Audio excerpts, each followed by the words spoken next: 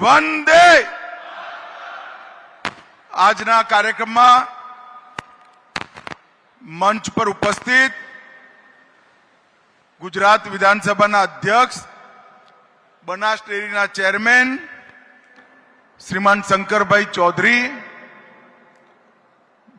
ગુજરાત સરકારના કૃષિ મંત્રી રાઘવજીભાઈ પટેલ, ઉદ્યોગ મંત્રી શ્રી બળવંતસિંહજી રાજપૂત, સહકાર મંત્રી શ્રી જગદીશ વિશ્વકર્માજી, નાગરિક પુરવઠાના મંત્રી સાબરકાંઠાના જ ધારાસભ્ય શ્રી ભીખુભાઈ પરમાર, શ્રીમતી શોભનાબેન બારૈયા, મયંકભાઈ નાયક, રમીલાબેન બારા અને આજે જેમના નિમંત્રણને માન આપી આપણે સૌ અહીંયા આવ્યા છે એવા આપણા સાબર ડેરીના chairman Samarbhai Patel, Shri Nimeshbhai Shah, chairman NDDB Shri Ramanlal Vora, Shri V D Jhala, ઉપસ્થિત સૌ સંગઠનના હોદ્દેદારો અને આજના કાર્યક્રમમાં ઉપસ્થિત ભાઈઓ અને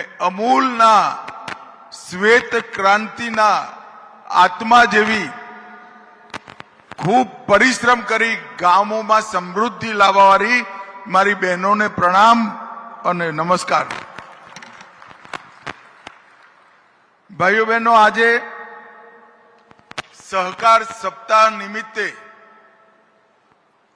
હું સાબર ડેરીના 800 મેટ્રિક ટન કેપેસિટીની અત્યાધુનિક પશુ આહાર ઉત્પાદન કેન્દ્રના ઉદ્ઘાટન માટે આવ્યો છું.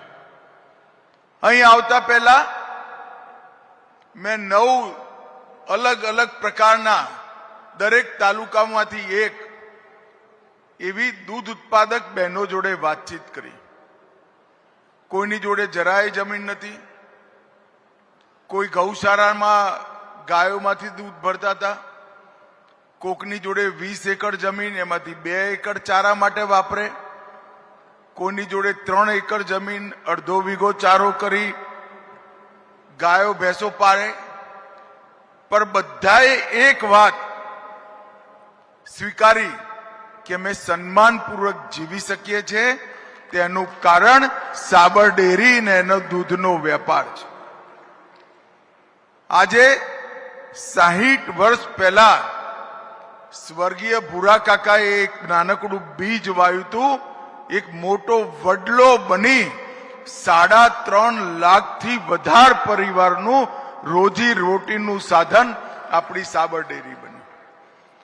અને 60 વર્ષ સુધી સાતત્યપૂર્ણ રીતે વિકાસ કરતા રહેવું, આગળ વધતા રહેવું અને પોતાનો પરિવાર મોટો કરતા જવું એ ખરેખર બહુ કઠિન હોય છે.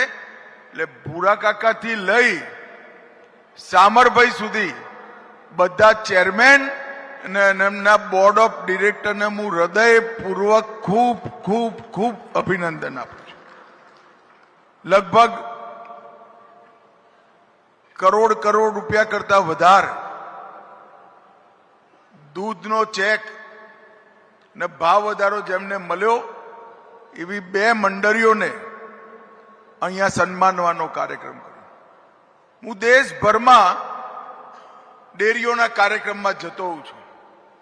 હું ગુજરાતનો છું એટલે વધારે આનંદ થાય, પણ ગુજરાતનો છું એટલે નથી કહેતો મેં ક્યાંય કરોડો રૂપિયાના ચેક વેચ્યા હોય એવું નથી થયું. એ કેવળ ને કેવળ ગુજરાતમાં. અને આ સફળ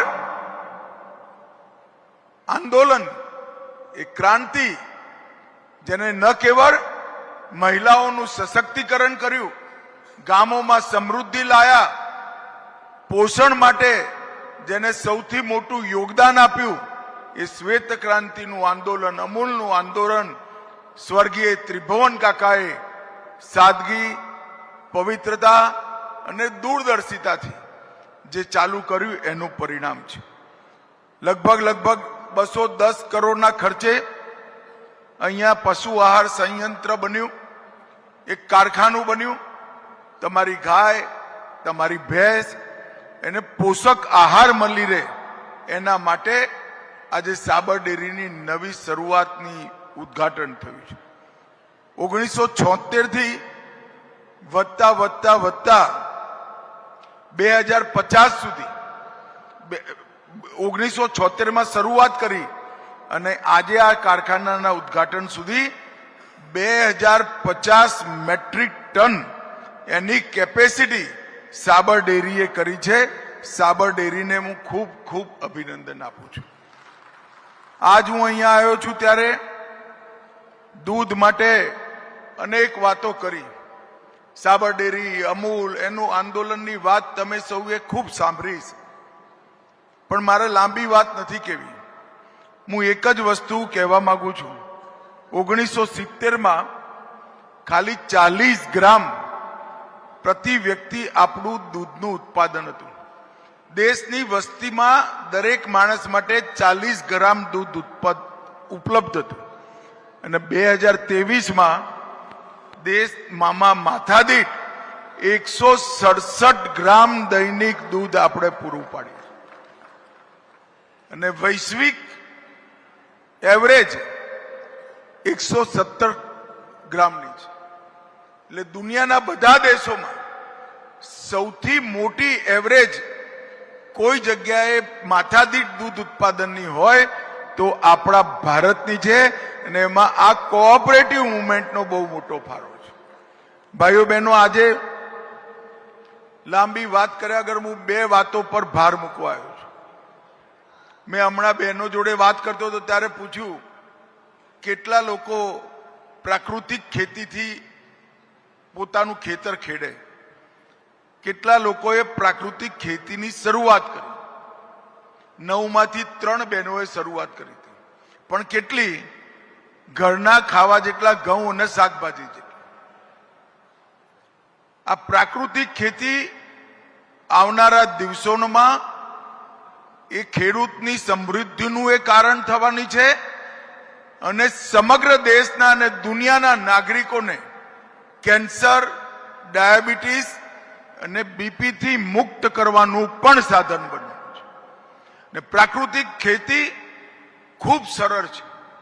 એક દેશી ગાયમાંથી 20 એકર ખેતી થાય અને 20 એકર ખેતીથી પ્રાકૃતિક અનાજનું ઉત્પાદન કરી સમાજનું સ્વાસ્થ્ય અને આપણી આવક બંને વધારી. નરેન્દ્રભાઈ મોદીએ પ્રાકૃતિક ખેતી કરતા ખેડૂતોને સારો ભાવ મળે એના માટે 2 સંસ્થાઓ બનાવી છે.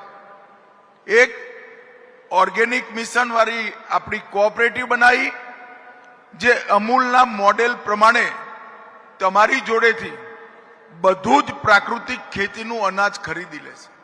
અત્યારે અમૂલે શરૂઆત કરી છે. લગભગ 20 ઉપજો અલગ અલગ પ્રકારની અમૂલ ખરીદી લે છે અને એનો ભાવ વધારે મળે એ સુનિશ્ચિત કરે છે. અને જ્યારે ભારતની અંદર પૂરતા પ્રમાણમાં ઉત્પાદન થાય ત્યારે એને એક્સપોર્ટ કરવા માટે પણ રાષ્ટ્રીય સ્તરની એક એક્સપોર્ટની કોઓપરેટિવ બનાવી છે. એની પર પણ અત્યારે જેમ પર કેજી ફેટમાં તમારી જોડે ભાવ વધારો આવે છે એ પ્રમાણે કિલોના હિસાબે અનાજ પર ભાવ વધારો પાછો ખેડૂતના એકાઉન્ટમાં જમા થાય એવી વ્યવસ્થા આપણે 3 વર્ષની અંદર કરી દઈશું. અને મિત્રો, મારો તમને સૌને, વિશેષ કરીને બહેનોને મારી અપીલ છે કે તમારા ખેતરની અંદર પ્રાકૃતિક ખેતીની શરૂઆત કરો. એક વાર જીવામૃત નાખી ખેતી ચાલુ કરશો, કદાચ પહેલા વર્ષે થોડું ઓછું ઉત્પાદન આવે, પરંતુ બીજા અને ત્રીજા વર્ષે સરભર થઈ જાય અને અરસિયાથી જ તમારું ખેતર ખૂબ સમૃદ્ધ થઈ જાય અને એની સાથે સાથે કોઈ પેસ્ટિસાઇડ છાંટવાની પણ જરૂરત નહીં પડે.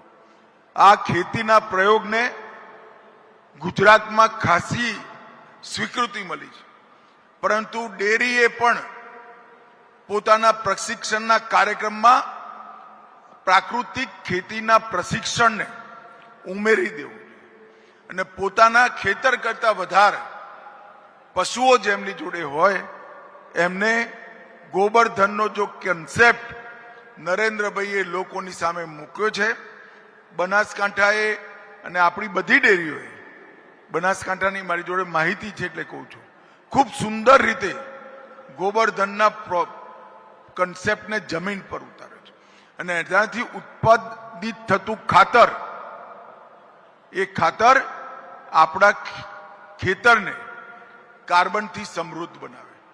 મિત્રો, આ બંને પ્રયોગો કરવા એ આજ સમયની જરૂરિયાત છે અને હું તમને વિશ્વાસથી કહું છું, જેમ ત્રિભુવન કાકાએ કોઓપરેટિવ મુવમેન્ટમાં ડેરીની શરૂઆત કરી ત્યારે કોઈને ખબર નથી કે અમૂલ 60,000 કરોડનું મોટું તંત્ર ઊભું થવા થઈ રહ્યું છે.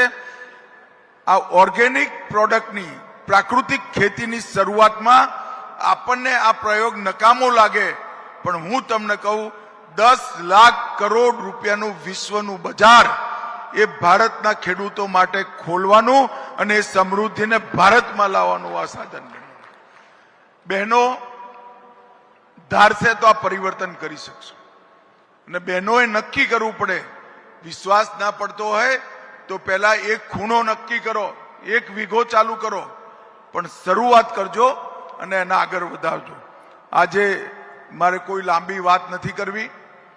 અમૂલના સહકારી આંદોલને વિશ્વભરના સહકારિતા ક્ષેત્રમાં ઉજળું નામ કર્યું છે. સૌથી મોટી દુનિયાની ખાદ્ય પદાર્થોની બ્રાન્ડ અગર કોઈ બન્યું હોય તો આપણું અમૂલ બની છે, અમૂલ બ્રાન્ડ બની છે. એ આપણા માટે ગૌરવની વાત છે અને દુનિયાભરના સહકારિતા ક્ષેત્રમાં કામ કરવાના નેતાઓ મને મળવા આવે ત્યારે અમૂલ વિશે જરૂર માહિતી માંગતા હોય છે અને એ અમૂલ આપણી સાબર ડેરી જેવી ડેરીઓથી મળીને બનેલો સંઘ અને સાબર ડેરી નાની નાની ગામની અંદર દૂધ ઉત્પાદન મંડળીઓથી બનેલી ડેરી અને નાની નાની જમીન અને થોડા થોડા પશુઓ, ઢોરો રાખી દૂધ ઉત્પાદનનું કામ કરવાવાળી આ બહેનો એની મૂળ ઇકાઈ છે, એનું મૂળ તત્વ છે. એટલે અમૂલ આંદોલનના પૂરી સફળતાની સંપૂર્ણ યશ મારી સામે જે બહેનો બેઠી છે, ભાઈઓ બેઠા છે, દૂધ ઉત્પાદકો છે, એમને છે. અને આજે આ નવો પ્લાન્ટ ચાલુ થયો, એ પ્લાન્ટ તમારા બધા જ પશુઓને પોષણયુક્ત આહાર આપવા માટે પૂરતી વ્યવસ્થા કરશે, એનો મને વિશ્વાસ છે. ફરી એકવાર સાબર ડેરીના આખા મેનેજમેન્ટને મારો હૃદયપૂર્વક અભિનંદન છે અને આ ડેરીને આ જ રીતે આગળ વધારતા રહો એવી શુભકામનાઓ. વંદે માતરમ. ભારત.